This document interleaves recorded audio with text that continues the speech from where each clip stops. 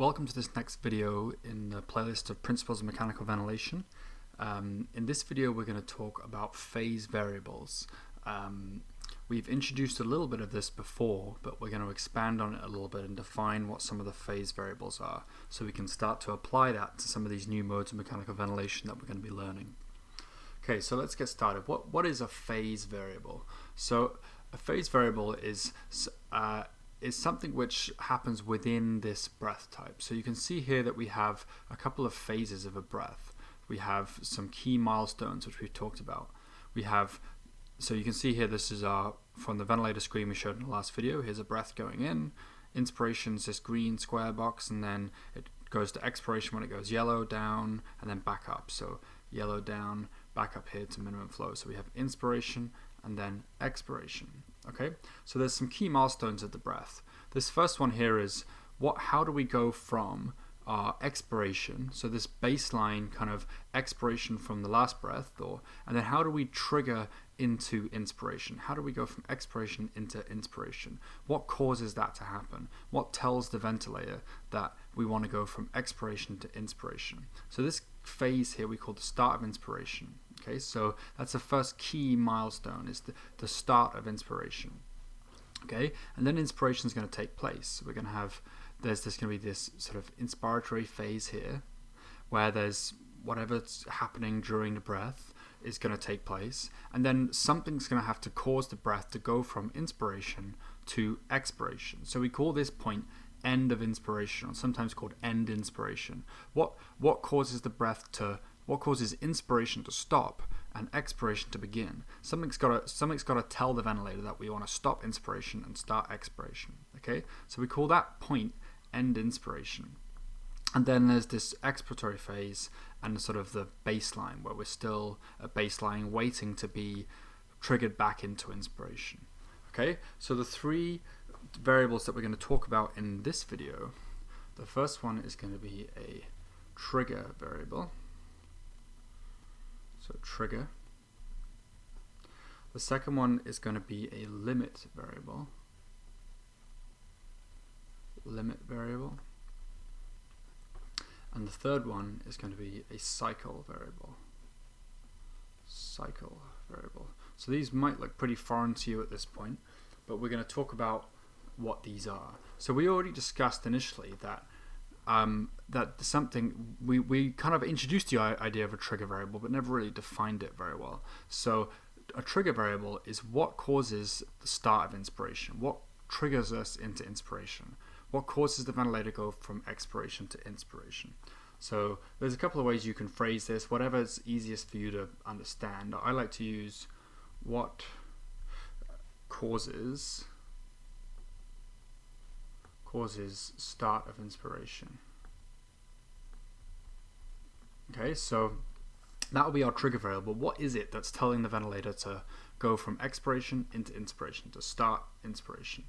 Okay, that will be a trigger variable. Okay, then the next part is this limit variable. This is, actually maybe I'll go to cycle variable first and then we'll come back to limit variable, because it's probably the least intuitive of the three. So the cycle variable is going to be at this point, right? End of inspiration. What causes the breath to go from inspiration to end the inspiration phase and go into expiration? We call that cycling a breath. What cycles the breath out of inspiration into expiration? Okay, so from that you can really phrase this however you like, but I like it like this. I say what causes inspiration to stop and expiration to begin. Okay, or you could say what cycles inspiration.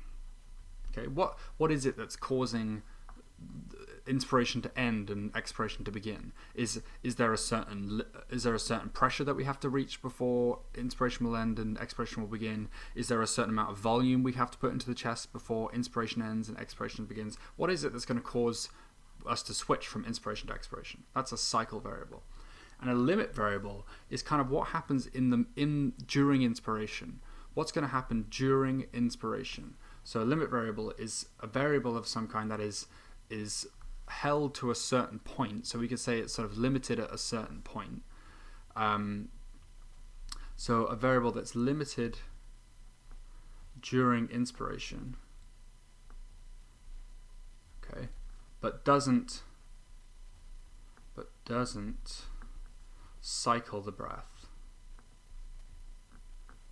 Okay, so that's might be a little confusing at first. So there's a limit variable, something which is limited during inspiration, during this inspiratory phase, but it doesn't cause the breath to end. It doesn't actually cycle the breath. It's just held to a certain point during inspiration.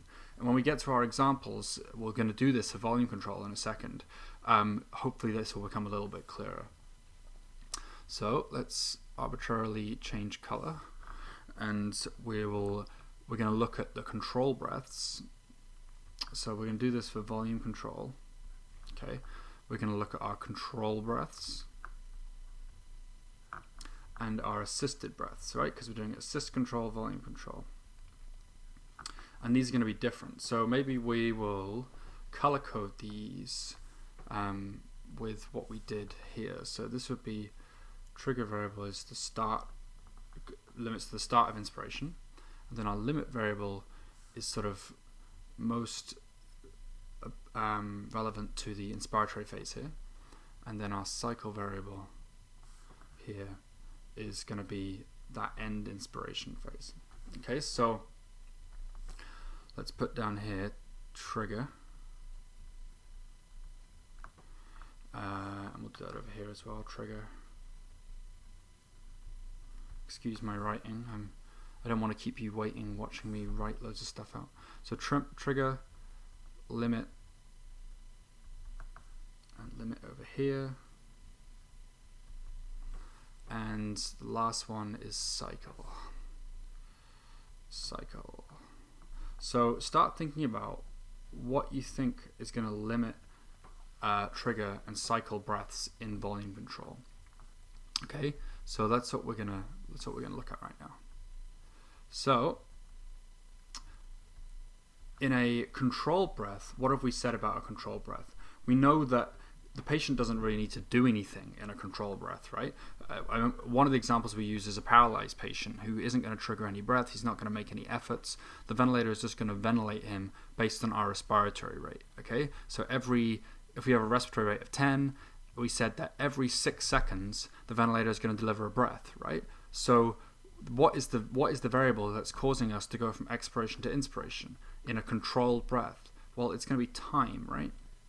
It's just that 6 seconds going by. That's what triggers the breath. Another 6 seconds goes by, they get a breath. Another 6 seconds, they get a breath. So the trigger variable is time, okay? And then, so we're looking at volume control. And then what cycles the breath in volume control? I'm going to go again to cycle, then come back to limit. So we know that in volume control, the goal of the breath is to deliver a set amount of tidal volume to the patient. So in our examples in the last video, we used 500 mils as our tidal volume. So it turns out in a volume control mode, once we've delivered that 500 mils, there's no need for inspiration to still be happening. That's really the end of inspiration, right? Because we've delivered the amount of volume that we want to deliver to the patient. So then we go into expiration. Okay, so once we've delivered our 500 milliliters, inspiration ends. So the cycle variable is volume, right? Because once we get to our tidal volume, once we've delivered that to the patient, inspiration ends and expiration begins. Okay, so volume is our cycle variable. And if you remember back, the other thing that we had in our volume control breath was flow, right? We talked about having that 60 liters a minute of flow with the square pattern of the flow waveform. So that 60 liters a minute that's happening through the whole of inspiration, right? But it's not causing inspiration to end. The 60 liters a minute of flow rate doesn't cause inspiration to end. That's just something we've limited during the breath. We've limited our flow to 60 liters a minute during inspiration. So our limit variable in volume control is going to be flow, right? So what I suggest you do is once we finish these for our control breath and our assisted breath, maybe go back and watch the last video where we did that kind of introduction to the ventilator screen, and you can see the numbers on the ventilator screen, and see if you can really piece together in your head why it's time triggered, flow limited, and volume cycled. And just have a look at the screen and make sure you kind of understand why those are why that's the case. Okay, so next one is our assisted breaths. How are the assisted breaths going to differ? Well, we remember that we said that they get the same breath. The only difference is that one's triggered by the patient and one's triggered by the ventilator, right? One's triggered by time. So the breath is exactly the same in an assisted breath as a control breath, except for how it's triggered. So we know that our limit variable is still going to be flow, because they're still going to get 60 liters a minute of flow in that last example. And we know that the cycle variable is still going to be volume, right? Once we've delivered all of our tidal volume, we cycle into expiration. So our limit variable and our cycle variable are flow and volume. They're the same. The only difference is that the trigger variable is not going to be time now, right? This is an assisted breath. This is patient triggered, right?